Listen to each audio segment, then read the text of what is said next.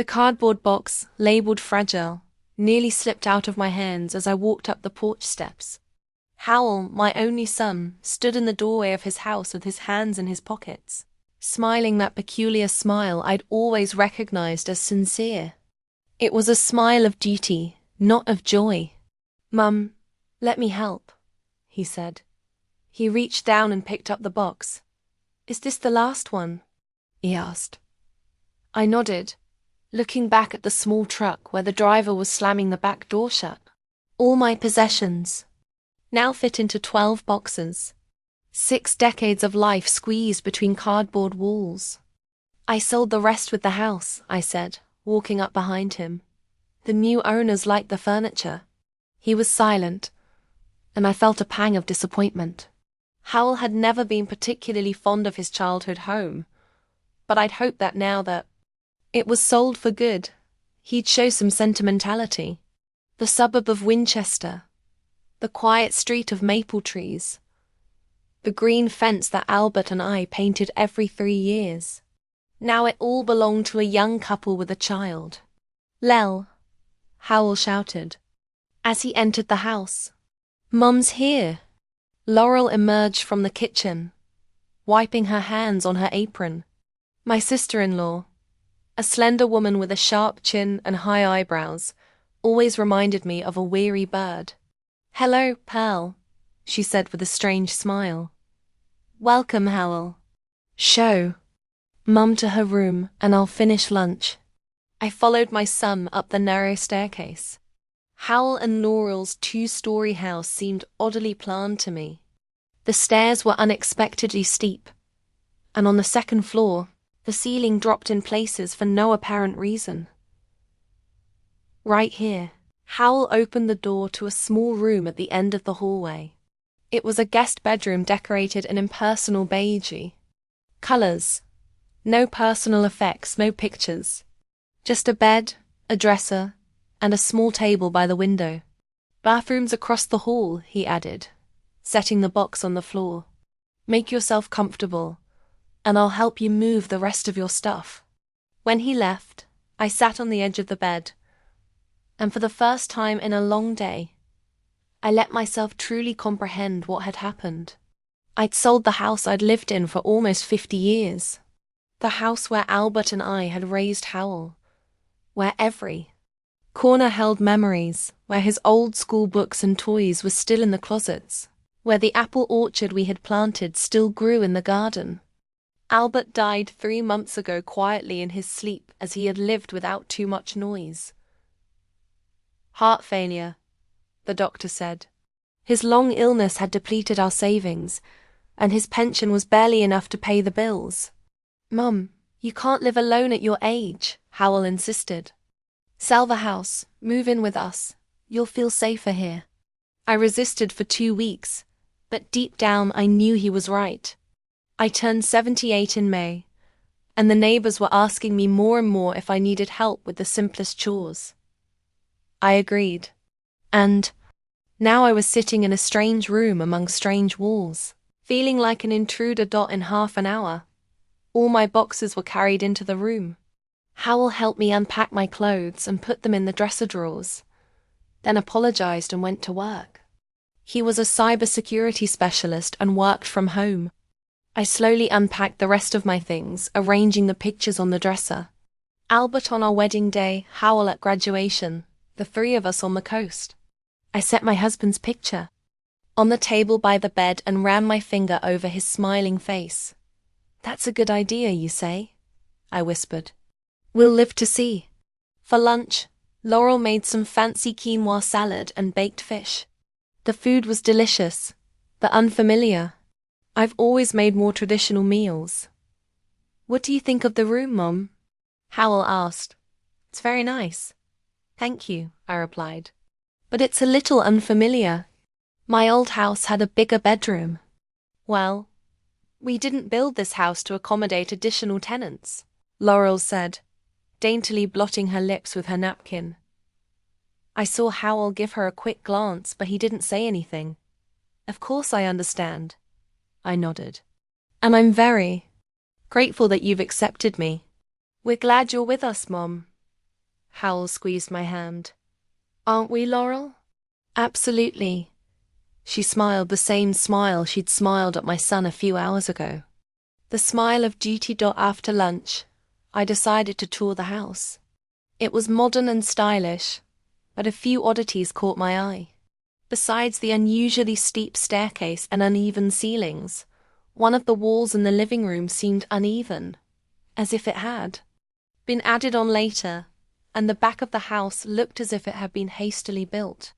The doorways were different heights, and the floor had a subtle slope in places. As I walked out into the garden, I saw that the fence stood unusually close to the neighboring property, which was clearly municipal property. There was a small playground there. In the evening, as I was getting ready for bed, I heard a muffled conversation from Howl and Laurel's bedroom. Blackwell is no longer an inspector. Do you know what that means? Laurel's voice sounded worried. Calm down. No one would re-inspect without a reason. Howl replied. Everything's fine. What if someone complains? That fence is too obvious. And the second floor, no one's going to complain. All the neighbors know and are quiet. It's the same situation with the Jenkins garage, remember? I didn't pay much attention to the conversation, thinking it was just some minor infraction that many homeowners make. My mind was on something else. How to fit into this new way of life. The first night in my new home was restless.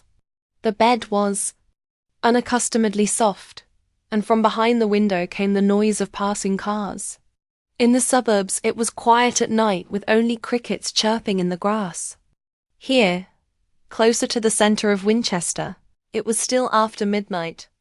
I got up at 6 o'clock in the morning, as I'd gotten used to over the years. Quietly, I went down to the kitchen, put a kettle on, and took out the bread for toast. In the old kitchen, I could find everything with my eyes closed. But here, I had to open every cabinet to find the simplest things. You're up already? Laurel's voice caught me off guard. She was standing in the kitchen doorway, wearing a silk robe and a sleepy face. Howl and I usually eat breakfast at 8. I'm sorry. I'm used to getting up early.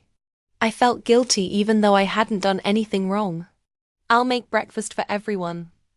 Oh, no need. She walked quickly to the kitchen table. Howl and I have a special diet. I usually make protein smoothies and avocado on toast. I noticed her moving the cups I got into another shelf.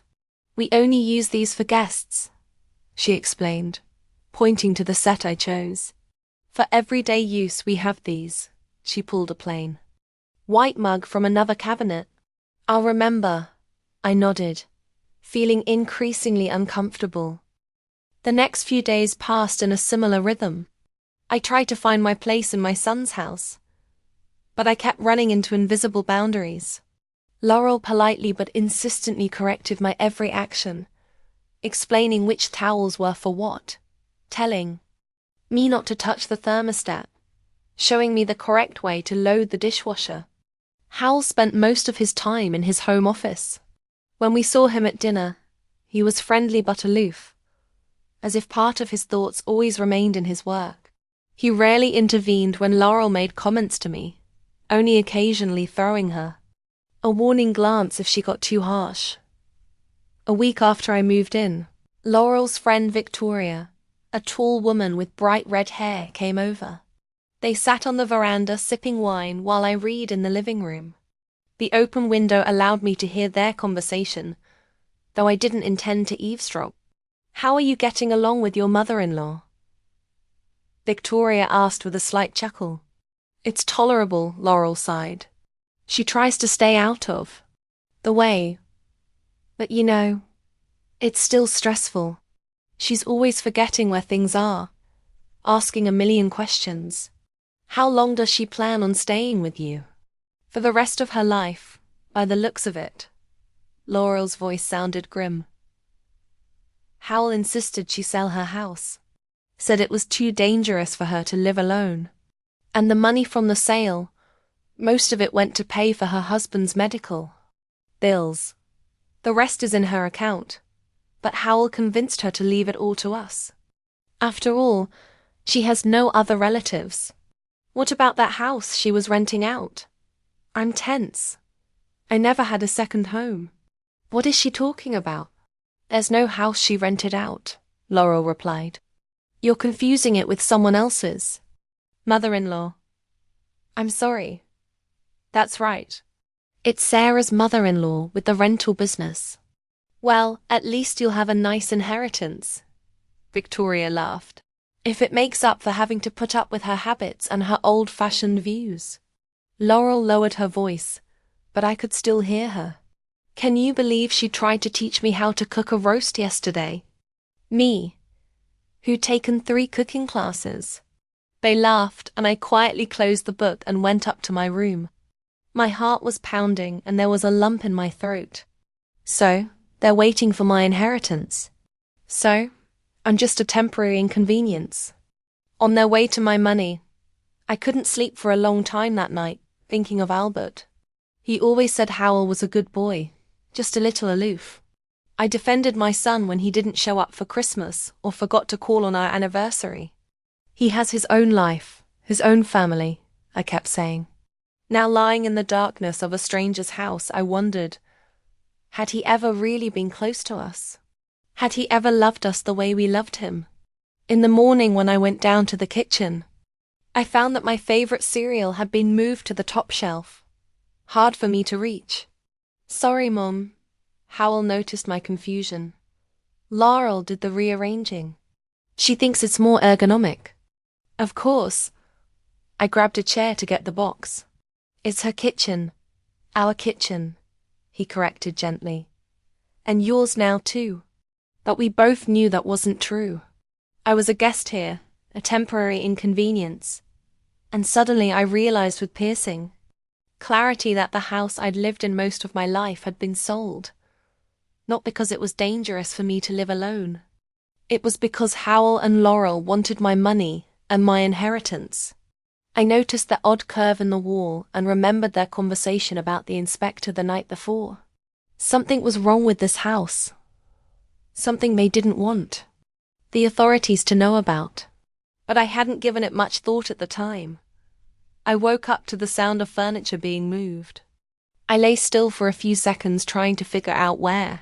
I was until reality hit me with the heavy realization that this wasn't my house or my bedroom or Albert rattling around in the kitchen making a Sunday breakfast. I threw on my robe and left the room. The sounds came from the living room. There I found Laurel looking determinedly at the small table where I placed the pictures of our family yesterday. Good morning, I said, trying to keep my voice neutral. Oh, pal. She didn't even turn around. I was just tidying up the room. This table was always by the window, not the couch. I noticed that my pictures were already stacked neatly on the coffee table. I thought the window had more light for the pictures, I said. But of course, it's your house. Laurel finally turned to me, fixing her flawless hair. Howell's in mine. She smiled, but the smile didn't touch her eyes. And yours too, of course. It's just that we have a routine. Of course, I nodded. I'll try not to disrupt your routine. Good. She turned her attention back to the cushions on the couch. By the way, Howell's working with a client today, and he asked not to be disturbed until after lunch. I went back to my room to get dressed. When I came downstairs again, I found Laurel gone, and my photos still lying in a stack. I put one, the wedding photo with Albert, on the mantelpiece, but I decided to take the rest back to the bedroom. Better not to take any chances. The next 2 weeks became an unspoken competition. I put my things in one place. Laurel moved them to another. I'd make dinner. Laurel would explain that she and Howell had different eating habits. I'd put my books on the living room shelf, the next day finding them neatly stacked in a box. Until a better time. Howell pretended not to notice. When I tried to talk to him, he would smile his polite smile and say, "You and Laurel will work it out on your own, Mom." One day, when Laurel was particularly insistent on criticizing my way of folding towels. I looked at my son, expecting support. He only shook his head and retreated to his office, leaving me alone with his wife.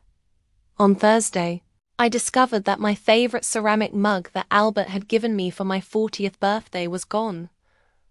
"Lel, have you seen my blue mug?" I asked, rummaging through the kitchen cabinets. "Oh, the cracked one."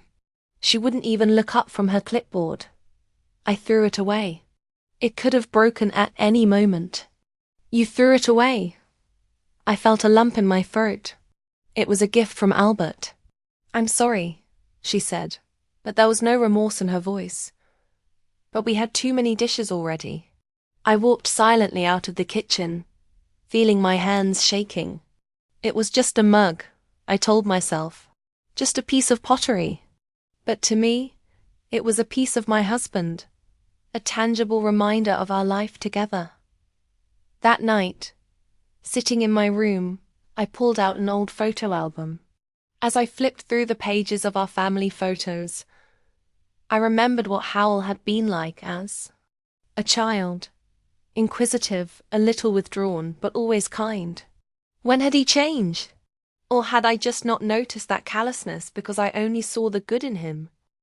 The next day, when Laurel left for work and Howell locked himself in his office for an online conference, I decided to investigate the house more thoroughly.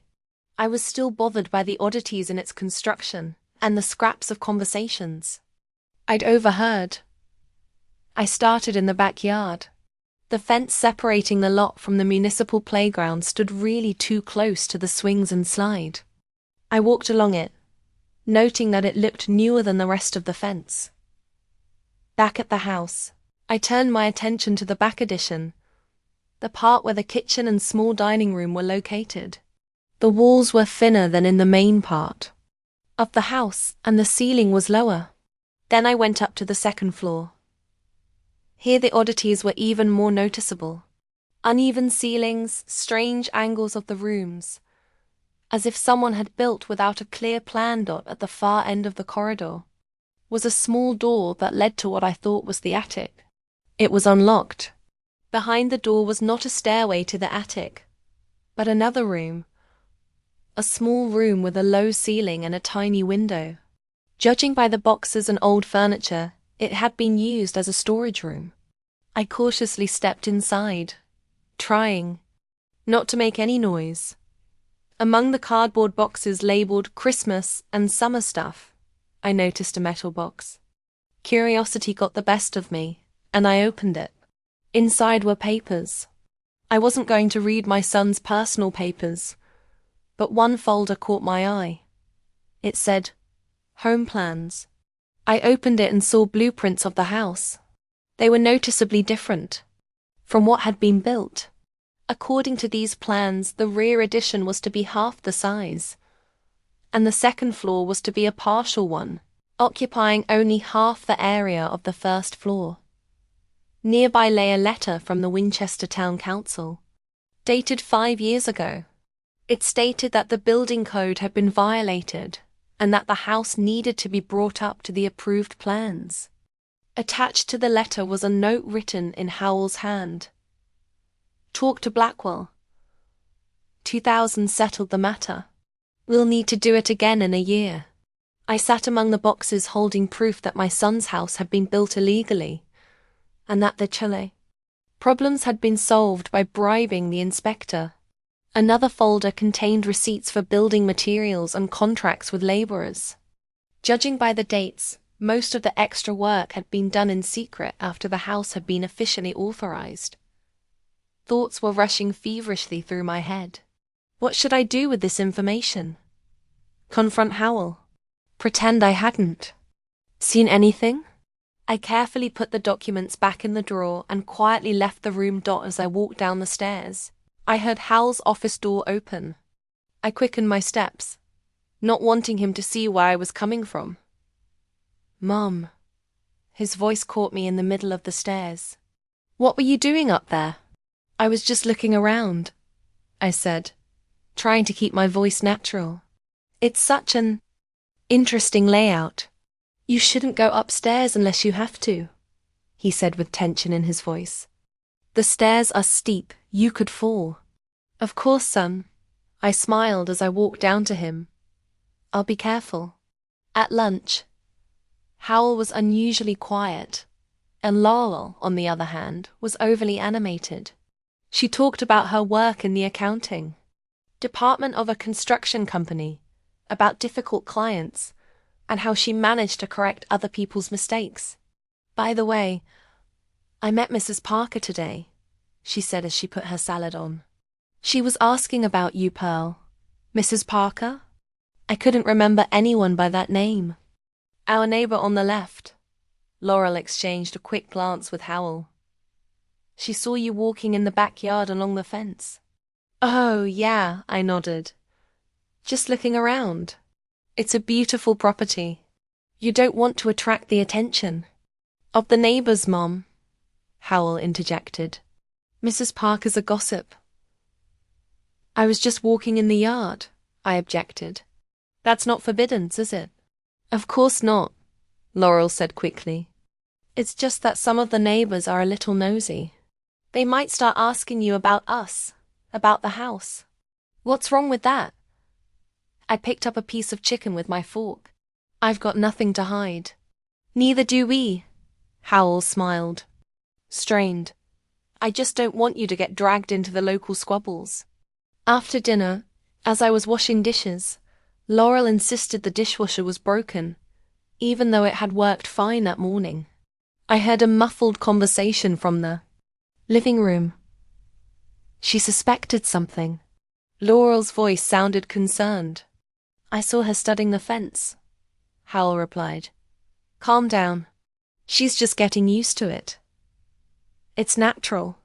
What if she starts asking questions or, God forbid, decides to talk to the neighbors? She's my mother, not a spy, Howell sounded. Annoyed. Let's not panic too soon. Without Blackwell, we're vulnerable. A new inspector could show up at any moment, especially if there's a complaint. No one's going to complain, Howell said confidently. All the neighbors are in the same position. The Thompsons have a patio overlooking a public area. Garcia has a garage twice the size of what's allowed. No one benefits from opening this Pandora's box. Hal came into my room this evening. He looked embarrassed, which was rare. My son always exuded confidence. Mom, he began, sitting down on the edge of my bed. I wanted to apologize for our conversation today. Laurel and I didn't want you to feel restricted. It's okay, son. I patted his arm. I realize you and Laurel are used to a certain routine. I try not to get in the way. You're not in the way, he mumbled. It's just that Laurel. She's a little nervous. She needs time to get used to your presence. 3 weeks isn't long enough. I couldn't contain my sarcasm. Mom, he sighed. Please try for my sake. I really want you and Laurel to get along. I'm trying, Howell, I replied. But I get the impression that Laurel doesn't want me living here. That's not true. He shook his head, but there was something in his eyes that made me doubt his words. Just give her time. The next morning, I found someone going through my things. The jewelry box was open. The photo albums were lying in the wrong order, and the file drawer had clearly been moved. I didn't say anything, but from that day on, I started locking the door of my room when I left it. On Saturday night, Laurel organized a small dinner for her colleagues.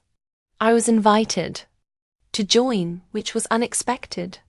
I wore my best dress and even did some light makeup. The guests, 2 married couples from Laurel's accounting department, were polite, but their interest in me quickly waned after a few formal questions about my life in Winchester. The conversation revolved around work, mutual acquaintances, and recent movies. I felt invisible. What do you think of this beautiful house? One of the women, Carol, asked, turning to me. Laurel said you'd recently moved from the suburbs. It's very original, I said, choosing my words. The layout of the second floor is particularly interesting. I saw Laurel tense up, and Howell gave me a warning look. Oh yes, Laurel interjected quickly. We'd chosen an unconventional project. We wanted something special. Very special, I nodded. I've never seen such an unusual roof structure, or uneven ceilings. It's a modern architectural technique. Laurel forced a smile. The deliberate asymmetry creates a sense of dynamic space. How interesting, I smiled back. Is the fence behind the house part of this avant-garde design? There was silence in the room. Howell coughed and hurried to change the subject, offering the guests dessert. The rest of the evening passed in a tense atmosphere. Laurel avoided looking in my direction, and Howell was exaggeratedly cheerful, as if trying to compensate for the awkwardness. When the guest left, Laurel turned to me abruptly. What was that about? What was what? I mimed a look of incomprehension. Don't pretend. Her eyes narrowed. Those comments about the layout, the fence. Were you trying to embarrass us? I was just making small talk, I replied. Did I say something wrong, Laurel? Mum, let's not. Howell interjected. It's been a wonderful evening. Let's not ruin it. No, Howell. Laurel crossed her arms over her chest. I want to know what your mother meant. I didn't mean anything, I said. But since you're asking, I do wonder about some of the features of your house. Like, why is the fence so close to the playground? Or why does the second floor look like it was added later? Or why do you get so nervous when it comes to Inspector Blackwell? Laurel's face turned white and Howell froze with his glass in his hand. You've been going through our things, Laurel said quietly. You've been spying on us. No, I shook my head. I'm just observant and I have good hearing. Mum. Hal set his glass on the table and walked over to me. I don't know what you heard or saw, but please let's talk about this like adults. Let's, I nodded, but deep down, I was certain there was more to their house than they were letting on.